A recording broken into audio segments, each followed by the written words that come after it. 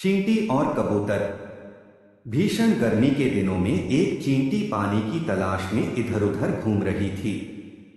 कुछ देर घूमने के बाद उसने एक नदी देखी और उसे देखकर प्रसन्न हुई। वह पानी पीने के लिए एक छोटी सी चट्टान पर चढ़ गई, लेकिन वह फिसलकर नदी में गिर गई। वह जब डूब रही थी तब उसे एक कबूतर ने देख लिया। वह कबूतर जो कि पास के एक पेड़ पर बैठा हुआ था। उसने उसकी मदद की। चींटी को संकट में देखकर कबूतर ने झट से एक पत्ता पानी में गिरा दिया। चींटी पत्ती की ओर बढ़ी और उस पर चढ़ गई। फिर कबूतर ने ध्यान से पत्ते को बाहर निकाला और जमीन पर रख दिया। इस तरह चींटी की जान बच गई और वह हमेशा कबूतर की ऋणी रही। इस घटना के बाद चींटी और कबूतर सबसे अच्छे दोस्त बन गए और उनके दिन खुशी से बीते।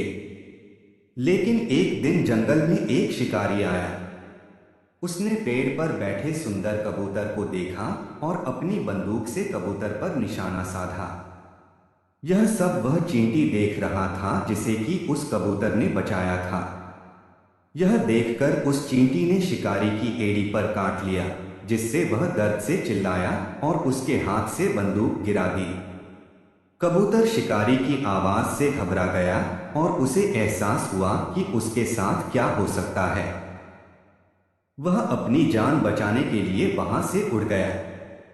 जब वह शिकारी वहां से चला गया, फिर कबूतर वहां उस चींटी के पास आया और उसकी जान बचाने के लिए उसे धन्यवाद दिया। इस तरह दोनों दोस्त विपत्ति के समय में एक दूसरे के काम आए। कहानी की सीख। इस कहानी से हमें ये सीख मिलती है कि एक अच्छा काम कभी बेकार नहीं जाता, समय आने पर वो अवश्य फल देता है।